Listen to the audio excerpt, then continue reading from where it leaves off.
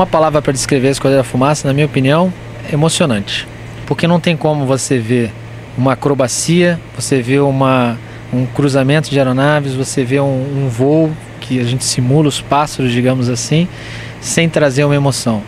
E isso independente de raça, independente de religião, independente de idade. Então a gente consegue trazer para qualquer tipo de pessoa, goste ela ou não de entrar num avião, a gente consegue trazer a emoção da demonstração em loco para aquelas pessoas que estão ali no chão.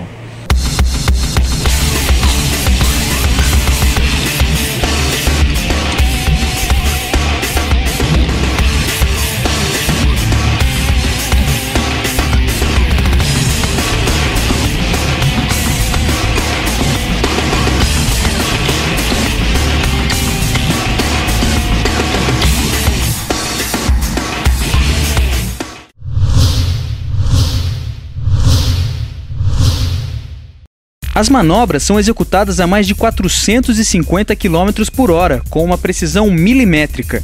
A destreza e coragem apresentadas em cada demonstração tira o fôlego do público, que não raro fica com os olhos marejados de orgulho. A equipe de Uvalde conviveu por 3 dias com os pilotos da Esquadrilha da Fumaça. Fomos ao Ninho das Águias, na Academia da Força Aérea em Pirassununga, no interior de São Paulo, e tentamos desvendar o universo desses homens, que levam suas máquinas ao limite. Embarque conosco nesta aventura. Bom, a esquadrilha ela teve origem no lendário Campo dos Afonsos, em 1952, quando instrutores daquela escola, nos seus momentos de lazer, horário de almoço, aproveitavam para fazer acrobacias nos céus do Rio de Janeiro. Eles queriam mostrar aos cadetes que poderiam confiar na segurança das aeronaves utilizadas na instrução. A esquadrilha nasceu de fato no dia 14 de maio de 1952. Este dia marcou a primeira apresentação do grupo. A fumaça iria aparecer somente um ano depois, já que os pilotos queriam aumentar a visibilidade das manobras executadas. E a partir daquela data foi instituída aí a Esquadrilha da Fumaça, tendo em vista a aprovação das autoridades que tiveram oportunidade de assistir aquela demonstração. Em quase 6 décadas de história, a Esquadrilha da Fumaça já voou com 4 aeronaves. O T-24, o T-25 e os atuais T-27 Tucano. Tudo começou, no entanto, com um T-6 de fabricação norte-americana. Esta aeronave original voou no país entre os anos de 1952 a 1977 e deu início a esta instituição nacional chamada Esquadrilha da Fumaça. Depois de 1.225 apresentações, o alto custo de manutenção culminou na aposentadoria do T-6. Neste período, entre 69 e 72, a esquadrilha também se apresentou com o jato francês Superfolga Magister, chamado de T-24 pela FAB. Também não emplacou por conta da baixa autonomia e da impossibilidade de pousos em pistas de terra. Com a aposentadoria do T-6 e a falta de versatilidade do T-24, a esquadrilha viveu um hiato entre 76 e 82. No dia 21 de outubro daquele ano, no entanto, a FAB decidiu reativar a fumaça, com o nome de Esquadrão de Demonstração Aérea. As apresentações recomeçaram com o T-25 Universal, a aeronave que até hoje é utilizada na formação básica dos futuros oficiais aviadores da Força Aérea. Os atuais T-27 Tucano, fabricados até a década de 90 pela Embraer, servem à esquadrilha desde 1983. O Tucano ele é uma aeronave acrobática, então eu preciso que seja uma aeronave acrobática. Ele não é uma aeronave de alta acrobacia, como são essas aeronaves que nós observamos hoje, utilizadas, por exemplo, na Red Bull Air Racing, que não existe mais, mas que eram utilizados. Ele não é uma aeronave de alta acrobacia. Tanto é que se nós observarmos a demonstração da Esquadrilha da Fumaça com outras esquadrilhas do mundo todo, a gente vai observar que nós prezamos muito pela plástica de uma manobra. Não são manobras rápidas, são manobras plásticas, justamente porque é a forma como o Tucano interage para esse tipo de demonstração. Então nós tentamos, na medida do possível, fazer a demonstração utilizando o máximo de características dessa aeronave, que é acrobática, que é bastante manobrável e que nos permite fazer demonstrações, inclusive no voo invertido, que é justamente a característica da Esquadrilha da Fumaça. O voo de cabeça para baixo, que é no qual nós detemos o recorde pela quantidade de aeronaves em formação. Então, para o fim a que se destina, ela está muito bem empregada. Foram várias as gerações de pilotos que passaram pela esquadrilha. O mais carismático talvez tenha sido o coronel aviador Antônio Arthur Braga, ou simplesmente Coronel Braga, que permaneceu na fumaça por 17 anos. Ele foi o principal responsável pela reativação do esquadrão depois da pausa entre 76 e 82. Aliás, cada um desses pilotos ajudou a consolidar a Esquadrilha da Fumaça como a principal ferramenta de divulgação da Força Aérea Brasileira. A Força Aérea Brasileira ela faz diversos trabalhos pelo Brasil, só que nem todo o público consegue ter o contato, saber que a gente está realizando. Então é a unidade que está em prontidão 24 horas para defender Brasília, as principais capitais, o piloto que está ali vigiando a fronteira contra o narcotráfico, piloto de resgate, tem diversas coisas que a gente faz e o público não sabe. Mas para ajudar a divulgar, um dos objetivos da Fumaça é esse, a gente levar ao público um pouco do trabalho, do profissionalismo, da dedicação que a Força Aérea Brasileira tem nos seus homens e mostrar isso para o público, de forma agradável ao público.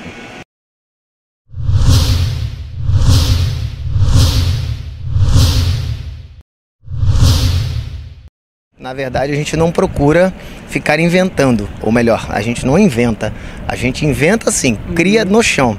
Treina-se bastante, porque toda e qualquer manobra ou acrobacia incluída na esquadrilha, ela requer uma série de treinamentos para que a gente possa, após os treinamentos, implementá-la de fato no nosso voo de demonstração.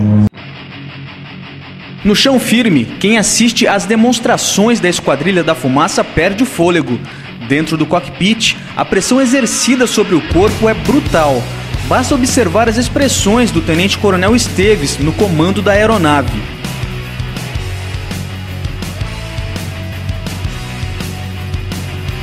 A precisão das manobras é fruto de muita conversa ainda no solo. Depois, são horas e horas de treinamentos no local batizado de Área Vermelha, nas proximidades de Santa Rita do Passa Quatro. Este local é destinado exclusivamente aos ensaios. No momento da acrobacia, tudo é feito no visual, né? Não tem comunicação entre rádios, assim, combinando, vira para a esquerda que eu viro para a direita. Isso não existe, Não, né? na verdade, nós temos, toda ela é um voo visual, toda a demonstração é um voo visual. Existem sim, 2 VHFs nas nossas aeronaves que nós usamos quando necessário para combinar ou para acertar determinados detalhes do voo. Mas, na verdade, tudo é feito no visual e a gente usa o rádio quando necessário para acertar detalhes. Quando nós observamos a Esquadrilha da Fumaça, nós achamos que são loucos, né? São pessoas fora do comum, que não repartem da realidade como nós repartimos, né? Na verdade, não tem de louco. As pessoas aqui são bem normais e o perfil das pessoas que estão aqui é justamente pessoas que não tendem muito ao exibicionismo. É estranho isso, né? Porque a demonstração ela já trata da exibição aérea. Muitos falam exibição, nós evitamos a palavra exibição. Nós falamos em demonstração ou apresentação, porque realmente todos têm que estar focados que é um trabalho profissional. Nós estamos representando e utilizando o dinheiro público para isso, então nós tentamos fazer isso da forma mais responsável possível. As demonstrações da esquadrilha são feitas com 7 aeronaves. A entrada inicial acontece com as 7 em formação. Depois, para que o público veja uma sequência contínua de manobras, os aviões se separam em formações de 4, 2 e de apenas uma aeronave. A ideia é que não existe buraco ou então que não dê tempo de comprar uma pipoca, vamos dizer assim. O que pouca gente sabe é que as condições meteorológicas são determinantes para as apresentações. Existem 2 displays de manobras, o de bom e mau tempo. Em dias de sol são feitas 25 sequências acrobáticas. Já o display de mau tempo compreende 17 sequências, realizadas em condições restritivas. Então são displays fechados, né? Nós não mudamos durante a própria demonstração. É o tempo todo pensando em fazer a demonstração da forma mais segura possível, e se a segurança de voo for realmente balizadora ali, às vezes a demonstração nem vai acontecer para que a segurança seja mantida. Quantas manobras exclusivas que a esquadrilha possui hoje, capitão? Nós possuímos, uma delas é o voo de cabeça para baixo em formação. Nós voamos nas demonstrações com 6 aeronaves, mas já chegamos a voar para inclusão no livro dos recordes de até 12 aeronaves. E nós temos também o espelhão, que é uma manobra onde 3 aeronaves voam em formatura, voo normal nivelado, e 3 outras aeronaves voam em formatura, só que de cabeça para baixo, exatamente em cima dessas aeronaves. Ou seja, não há ilusão de ótica nenhuma. Realmente as aeronaves estão sobrepostas umas sobre as outras. Então, a distância não mais do que 2 metros. Cauda a cauda, digamos assim, que são as partes da aeronave mais próximas ali. São duas manobras que só nós realizamos no mundo inteiro. E para suportar a pressão das manobras, os pilotos desenvolvem a chamada adaptação fisiológica. Para exercer a atividade que eles exercem, provavelmente nós teríamos na primeira, segunda semana muita dor muscular, muitos sintomas voltados para essa parte aí. Sintomas relativos ao sistema músculo-esquelético, quer dizer, seriam dores musculares, né, num extremo assim, uma dor óssea, uma coisa que fosse decorrente da atividade aérea repetida, quer dizer, de uma espécie de fadiga que o corpo estivesse sofrendo em virtude do movimento causado pela aeronave, né? A própria acrobacia em si, ela exige do piloto uma adaptação fisiológica, né? Algumas pessoas, mesmo formadas, mesmo já voando, por não fazerem acrobacia diariamente, perdem essa adaptação fisiológica e acabam passando mal. E isso daí não é bom para a pessoa, porque numa demonstração que dura algo em torno de 45 minutos, se ela vier a passar mal, naturalmente ela vai cancelar essa demonstração. Então essa pessoa tem que estar fisiologicamente muito bem preparada. Comparar um piloto da Esquadrilha da Fumaça com um piloto de transporte, por exemplo, que ele não tem aqueles movimentos acrobáticos, né, dentro da sua aeronave, certamente o piloto da esquadrilha está mais sujeito a alterações desse tipo. Mas, volto a dizer, como ele é preparado para isso, ele consegue minimizar os sintomas que poderiam surgir decorrente dessa atividade repetida, né?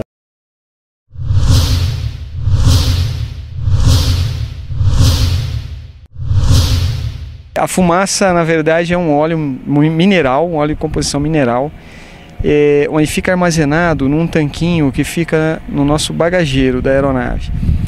E o sistema, existe um sistema de pressão que joga esse óleo até o escapamento, e lá ele é esborrifado no escapamento do motor. Como o escapamento está quente, né, com o funcionamento do motor, o escapamento fica numa temperatura muito alta. Quando o óleo entra em contato com o escapamento, ele se transforma em fumaça, ele queima, se transforma em fumaça.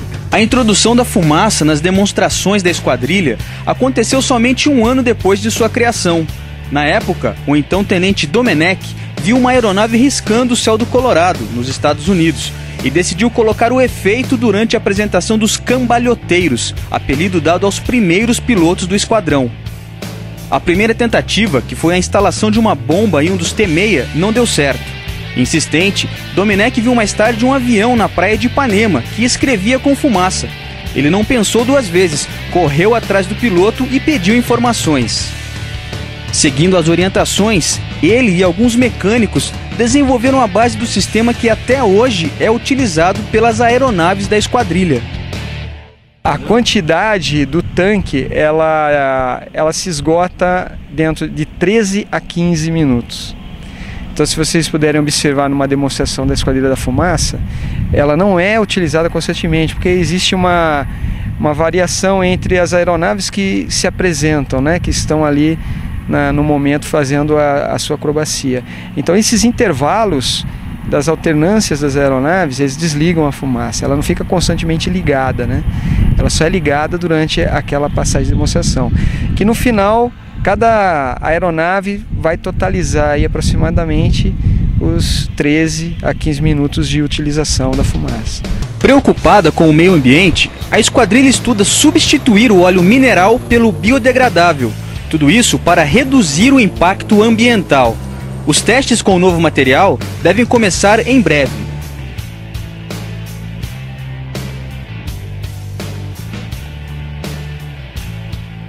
Infelizmente, nem todo o óleo que é espirrado ali, né, que é pulverizado ali, ele se transforma em fumaça. Aí nós até podemos observar que fica algum resíduo oleoso, né? Aqui dá para ver muito bem, ó, né? fica um resíduo mais oleoso, mas não há problema algum. Esse aqui depois a gente faz a nossa limpeza diária, né? Que vai retirar esse resíduo. Agora que você já sabe como surgiu e como funciona a fumaça, venha conosco para dentro do cockpit. O tenente Fabrício Carvalho explica como funcionam os instrumentos de voo. Vou começar aqui pela preparação básica, né? A amarração, né? A gente coloca essas fitas aqui nas pernas, né? Chama fita de retração. Isso aí para o caso de ejeção, né? A fita retrai e junta a sua perna ao assento para sair e não ter perigo de pegar o joelho ou o pé aqui no painel, né? A gente amarra os cintos suspensórios, né? Colocamos o capacete também, depois eu vou colocar para vocês verem a máscara. Conectamos a traqueia, que é onde sai o oxigênio, e também a comunicação rádio, esse fiozinho aqui, né? E aqui a gente tem equipamentos básicos, né? Esses aqui são os principais de voo, que estão na frente aqui do piloto. Velocímetro, horizonte artificial, que serve para manobrar em condições de instrumento, né? Sobre nuvens, né? Altímetro. Essa aqui é a bússola elétrica, né? Temos equipamento de radionavegação que nos auxiliam a navegar para determinadas cidades, pontos, etc, né? E aqui é o climb, que indica se o avião está subindo ou descendo. Aqui nós temos os equipamentos do motor, instrumentos onde nos dão a performance do motor, né, consumo de combustível. E aqui embaixo fica a parte de rádio, comunicação, né? A gente seleciona as frequências para se comunicar com a torre de controle, etc. Aqui é o painel de combustível, onde a gente liga a alimentação de combustível para os tanques. E aqui é o acelerador, né? A manete, onde a gente chama, né? Acelera a aeronave. Esse aqui é o comando de flap. E é isso aí. E aqui é a parte elétrica, né? Onde liga bateria, conversor, geradores, etc. É isso aí.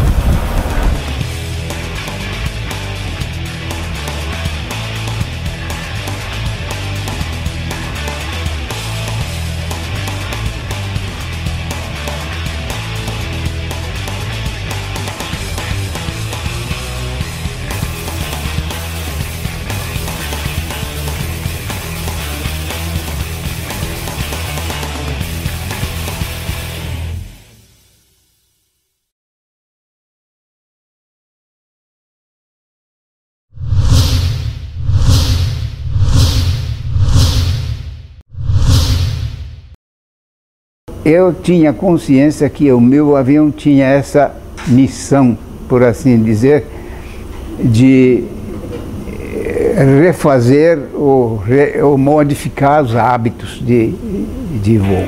Se hoje nós ficamos emocionados com a Esquadrilha da Fumaça rasgando os céus do Brasil e do mundo, isso se deve em parte a um virtuose, a um verdadeiro mestre projetista, o húngaro József Kovács. Nas últimas 4 décadas, todos os cadetes aviadores da Força Aérea aprenderam a voar em aviões projetados por este homem. O primeiro deles, o T-25 Universal, está em operação desde 1971 e atualmente é empregado para a instrução básica de voo. A gente vê o avião Tucano, não, o Universal até hoje, aguentando a Força Aérea, as instruções da Força Aérea, da AFA. É bom ver. Inclusive eu gostava muito de voar no Universal. Aliás, o T-25, avião pelo qual Kovács nutre uma verdadeira ligação sentimental, serviu de aquecimento para o desenvolvimento de sua obra-prima, o T-27 Tucano. Eu tenho, assim, guardado até certos sentimentos com outro avião, até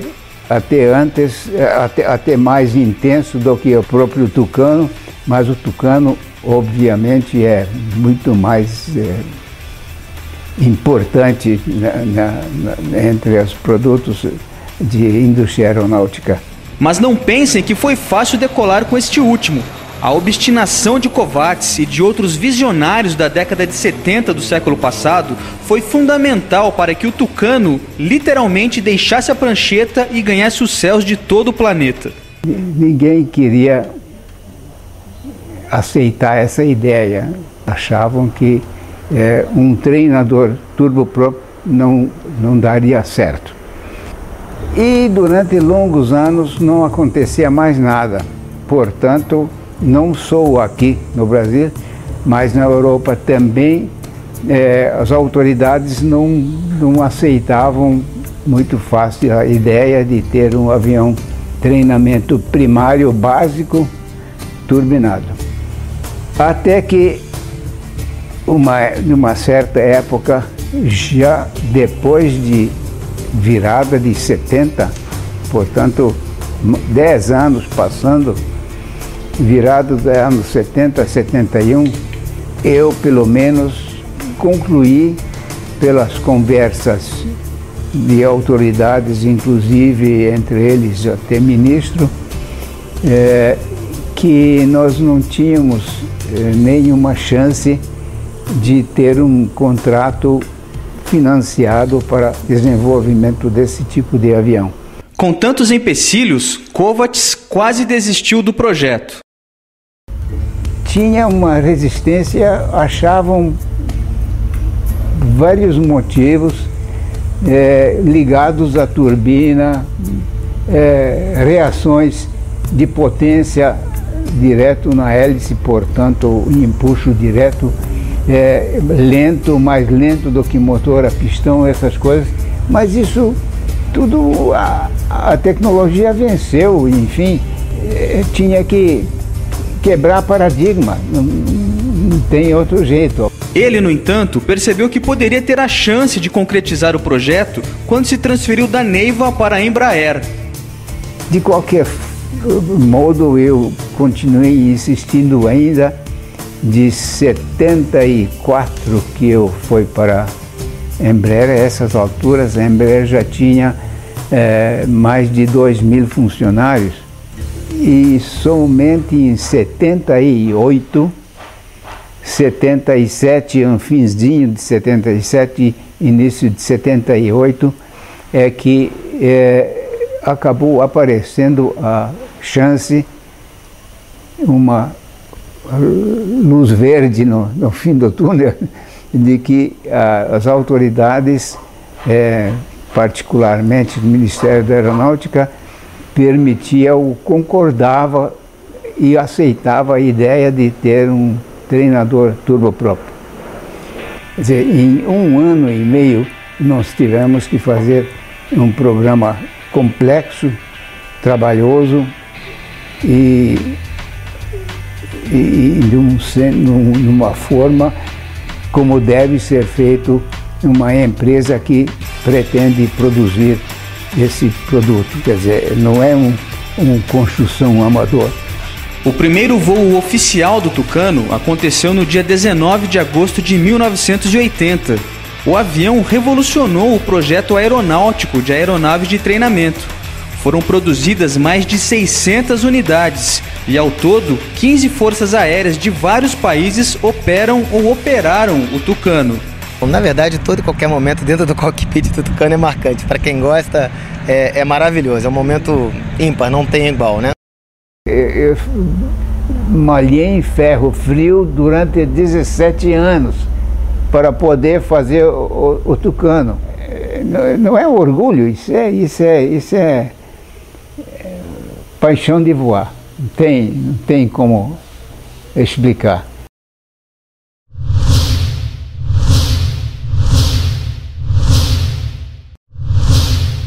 Esse título já de Anjo da Guarda, que nos é dado pelos pilotos, já é uma sensação muito agradável, né? É um sinal de que existe uma gratidão por esse serviço que nós fazemos. A equipe toda preza pela segurança do voo, né? Somos do grupo da Esquadrão de Demonstração Aérea, mas a gente representa a Força Aérea, né? Em muitos eventos pelo Brasil e pelo exterior. Então é um orgulho a gente estar representando uma força tão grande. A equipe dos Anjos da Guarda é composta por 31 suboficiais e sargentos formados aqui no Vale do Paraíba, pela Escola de Especialistas de Aeronáutica, em Guaratinguetá. São eles que fazem toda a manutenção e garantem a segurança dos aviões. Entre os Anjos da Guarda, existem especialistas para cada sistema da aeronave. A gente procura entregar o avião com o grau mais alto de segurança, para que tudo ocorra perfeitamente durante as apresentações. Certo. Eu vi também que antes do capitão Márcio decolar, você deu umas instruções para ele ali, ele já estava no cockpit com o capacete e tudo. O que você falou para ele naquele momento? Naquele momento eu estava só fazendo um cheque final da amarração dele ao assento, para que nós esperamos que não aconteça, mas caso haja necessidade de uma ejeção, é necessário que todos os itens da parte de segurança ao assento seja tudo corretamente concretizado. E para que tudo dê certo, a segurança de voo é fundamental. Eu converso agora com o capitão Tonisso, que é o chefe dos Anjos da Guarda. Capitão, segurança aqui é levado muito a sério, não? Sim, com certeza. A manutenção ela é essencial para que a segurança de voo durante as operações, as manobras, ela seja garantida. Então, para isso a gente tem um programa de manutenção, né? Nós temos as nossas manutenções sendo realizadas em intervalos de 150 horas de voo. O senhor tem noção de quantos itens são checados durante essa inspeção completa, capitão? São dezenas e centenas de itens até. Depende do sistema que é trabalhado, né? Isso vai incorporando mais itens para você poder fazer a manutenção. E temos também o mais importante, né, que hoje, em termos de segurança, é o assento ejetável. Então nós temos um pessoal também de especialista em armamento, que me parece que é uma bomba que tem ali, né? Exatamente, exatamente. São cartuchos com explosivos, né, que acionam um sistema complexo ali para você poder ter uma ejeção, né? É o coração mesmo, né? O centro do projeto é o assento, né? Tudo é feito em cima do assento, que é a garantia da vida do piloto numa situação adversa, né? Numa situação adversa é muito mais importante do que o próprio equipamento, não? Exatamente, exatamente. Na situação adversa, o assento ejetável é o essencial. E é o primeiro a ser investigado quando tem algum problema, por que não se houve ejeção. E mesmo com todos os detalhes minuciosamente checados, a esquadrilha foi vítima do imprevisível durante uma demonstração em Lages, Santa Catarina. O que era para ser uma comemoração em abril de 2010 se transformou em tragédia. O capitão Anderson Amaro, de 33 anos, morreu no cumprimento de sua missão. Experiente, ele estava em seu último ano na esquadrilha. Tinha mais de 3.800 horas de voo e havia feito 186 demonstrações. Quando nós ingressamos na esquadrilha, nós temos noção do risco. Existe sim um risco. O simples fato de nós decolarmos, seja na aviação comercial, seja na Esquadrilha da Fumaça, existe um risco inserido. A probabilidade de acidente ela é muito pequena.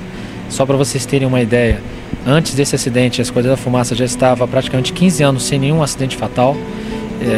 E na história inteira da Esquadrilha da Fumaça, com quase 59 anos, nós tivemos 6 acidentes fatais, o que é muito pouco se nós levarmos em consideração a atividade de risco.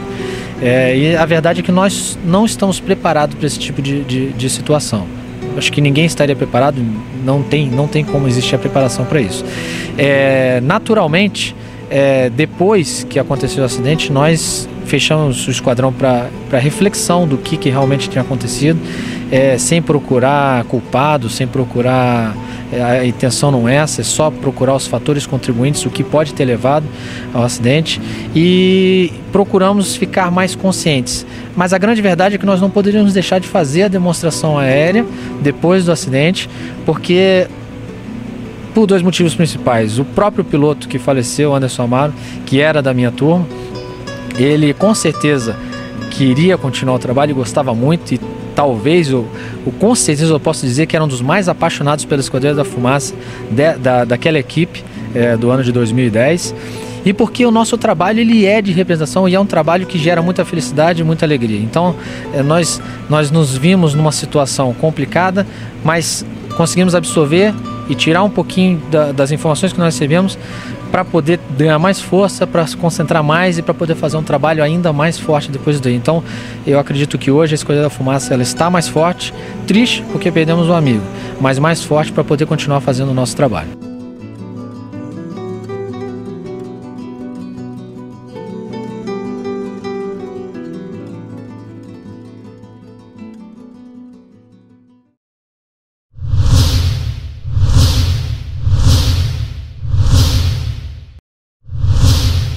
Eu rezo todos os dias, não só para voar, mas para o meu dia a dia. E na hora do voo, a gente tem um costume na esquadrilha, que é uma tradição aí até muito elogiada. Antes do início da demonstração, a gente deseja um bom voo para todos os integrantes. Então todos os integrantes do grupo, antes do início da demonstração, falam no rádio e desejam um bom voo para todos. Então esse é o nosso cacuete, vamos dizer assim, desejar a todos um bom voo. A rotina dos fumaceiros começa bem cedo. Enquanto os anjos da guarda capricham na manutenção dos aviões, os pilotos enfrentam maratonas de reuniões para discussão do treinamento. No início de cada temporada, são até 3 voos por dia. A convivência acaba transformando a esquadrilha em uma grande família. E o relacionamento entre seus integrantes é baseado na confiança incondicional. Porque precisa ter confiança, já que a gente vai voar tão perto um do outro, né? É 1 metro de distância de asa e ninguém quer ter uma pessoa ali tão perto dentro de um avião sem poder confiar nela. Para se ter uma ideia, são os próprios pilotos quem escolhem os novos integrantes do esquadrão. Não existe nenhum tipo de ingerência, né, sobre isso. Então os próprios pilotos escolhem os novos pilotos. Eu entrei na Força Aérea por causa da fumaça, porque eu vi uma apresentação, achei muito bonito e me identifiquei. Capitão, como que é o ingresso do piloto na esquadrilha? O que é preciso para ser um piloto da Esquadrilha da Fumaça? Primeiro, tem que ingressar na própria Força Aérea, seguir a academia da Força Aérea os 4 anos, depois a rotina normal de estágio e formação em alguma das aviações da Força Aérea, seja patrulha, caça, transporte, reconhecimento. E depois disso ele retorna à academia da Força Aérea, tem que ter no mínimo 800 horas de instrução na academia da Força Aérea e somado a isso, junto com isso, né, 1.500 horas totais de voo. A partir de então ele pode incluir o nome dele na solicitação de ingresso da Esquadrilha da Fumaça, onde é feito um conselho com todos os integrantes da esquadrilha e a partir de então, de acordo com a quantidade de vagas, são escolhidos alguns pilotos para ingresso. O período é de 4 anos, né? Isso, o período de permanência na fumaça é de 4 anos. O Tenente Carvalho é o piloto mais jovem da esquadrilha. Com apenas 29 anos, ele vai fazer a sua primeira demonstração amanhã, na cidade de Guareí, e a gente conversa com ele. Tenente, qual que é a sensação de estrear, fazer a sua primeira demonstração com a Esquadrilha da Fumaça? É um misto de sentimentos, né? Ansiedade, ao mesmo tempo alegria, né? Ansiedade por, depois de concluir o treinamento, são 72 missões, e alegria, né, de estar fazendo parte do grupo. É muito bom. E agora é hora da adrenalina. O suboficial Loureiro instalou 2 câmeras, uma dentro do cockpit do Major Alexandre e a outra na ponta da asa esquerda do Tenente Carvalho. Confira as imagens.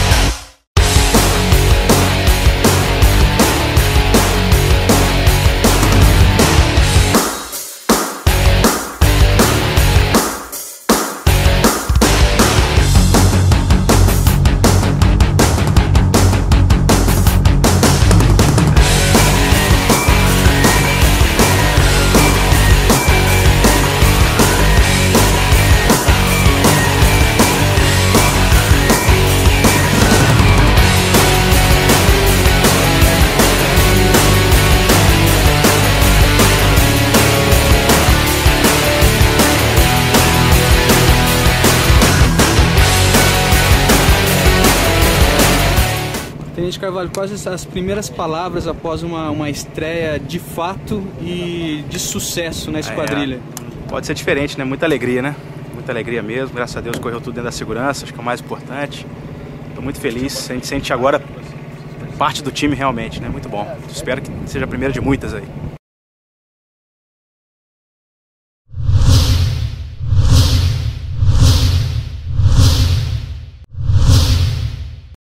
A Esquadrilha da Fumaça ela tem função certa, uma missão bem cumprida e aí uma vida longa dentro da Força Aérea. O nosso futuro, que a gente espera aí uma possível troca de aeronave no futuro, né, que está sendo analisado. Os tucanos são muito bons, eles realizam tão bem o trabalho que é difícil até achar um substituto. Mas aí no futuro, sem dúvida nenhuma, vai ter que ser obrigado, feita essa troca, né? E como a Fumaça utiliza o Tucano há 27 anos, desde dezembro de 83, os estudos para a substituição da aeronave já começaram. Para manter a esquadrilha, digamos, com sangue verde e amarelo, a meta é continuar voando com um avião fabricado no Brasil. A Esquadrilha da Fumaça, ela se utiliza da imagem de patriotismo, utilizamos na nossa fuselagem as cores da bandeira do Brasil e utilizamos aeronaves de produção nacional. Nós gostaríamos muito de continuar utilizando uma aeronave de produção nacional e já pensamos, inclusive, em empregar a aeronave Super Tucano. Claro que hoje não existe um estudo mais aprofundado em relação a isso, porque ela é uma aeronave que foi fabricada para interceptação, para utilização justamente para proteção de nossas fronteiras com relação ao narcotráfico. Ele não foi produzido originalmente para demonstração aérea.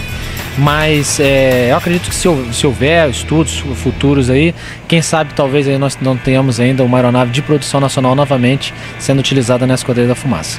O que nós fizemos já foi um estudo do que há de necessidade para que nós possamos continuar desenvolvendo o trabalho de acrobacia aérea de demonstração, tanto aqui no país quanto lá fora.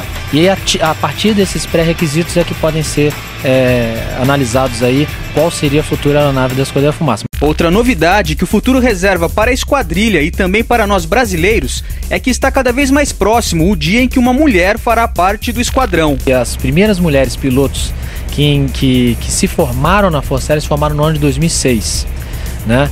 E para que elas possam seguir o ciclo de estágio, ingresso numa aviação, depois retorno para a Academia da Força Aérea como instrutor, atingir as horas e ingressar na Esquadrilha da Fumaça, hoje nós não temos nenhuma mulher que tenha esses pré-requisitos. Nós já temos uma mulher na academia que possui, que é instrutora de voo, ainda não atingiu as 800 horas de voo, naturalmente ainda não colocou o nome, não se inscreveu e nem sei se essa seria a vontade dela. Mas naturalmente, acredito eu, daqui a alguns anos a gente vai estar justamente fazendo uma reportagem com mulheres. Com 59 anos, a Esquadrilha da Fumaça está entre as mais antigas do mundo e também entre as que mais se apresentaram ao redor do planeta. Nós temos mais de 3.200 demonstrações realizadas nesses praticamente 59 anos. É uma média hoje de quase 100 demonstrações por ano. É uma média alta, levando em consideração as outras esquadrilhas do mundo. Se eu não me engano, nós somos a segunda esquadrilha em quantidade de demonstrações no mundo todo. Por conta disso, a Fumaça é internacionalmente reconhecida e respeitada pelo seu trabalho. É muito bom sentir que Thunderbirds, Snowbirds, Halcones, Patrulha de França, esquadrilhas de outros locais do mundo inteiro reconhecem e batem palma quando nós fazemos a demonstração, assim como quando eles vêm fazer demonstração também aqui na América do Sul. E as demonstrações são gratuitas, saiba como solicitá-las. Nós não cobramos nada. A única coisa que nós precisamos é uma infraestrutura necessária para que a demonstração ocorra. No nosso site www.esquadrilhafumaca.com.br nós temos todas essas informações, mas eu já posso antecipar que é basicamente qualquer organização que queira pedir, ou seja, não precisa ser prefeitura, não precisa ser um aeroclube, qualquer organização que tenha condições de dar a infraestrutura necessária pode pedir a demonstração da Fumaça. É interesse nosso que tenha a maior quantidade de público possível para que realmente a gente consiga divulgar a Força Aérea Brasileira. E precisamos de uma infraestrutura. Qual seria? Ambulância, bombeiro, nós precisamos de som para que o público possa ouvir o que está acontecendo. Nós temos um locutor que passa tudo o que acontece na nossa demonstração. Nós precisamos da segurança do público, porque às vezes a demonstração ocorre em pista e esse público não pode invadir a pista. uma aeronave pode estar acionada e a gente pode ter um acidente. Ou às vezes até após uma demonstração, os escapamentos das aeronaves estão muito quentes e alguém pode encostar para tirar uma foto e vai acabar tendo uma queimadura.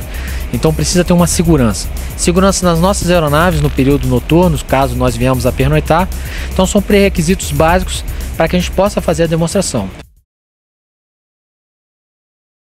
Eu nasci numa família onde a fumaça era muito presente. Meu pai era piloto da Esquadrilha da Fumaça, no tempo que a esquadrilha voava o T-6 e o Fugar Magister lá no Rio de Janeiro. E vendo as demonstrações, crescendo nesse meio, vendo até meu pai chegar ao cargo de comandante da esquadrilha e a vocação que a esquadrilha desperta no jovem, se isso é feito numa demonstração para vários jovens, imagina para mim que vi centenas de demonstrações. Quando meu pai voou a primeira vez de número 3, outra vez de líder, eu realmente fiquei encantado com a profissão dele, com o trabalho dele. E isso me encheu os olhos. E foi um sonho que eu tive, sonho de infância, em ser piloto da Esquadrilha da Fumaça. Acho que quando você vê um show, você fica encantado.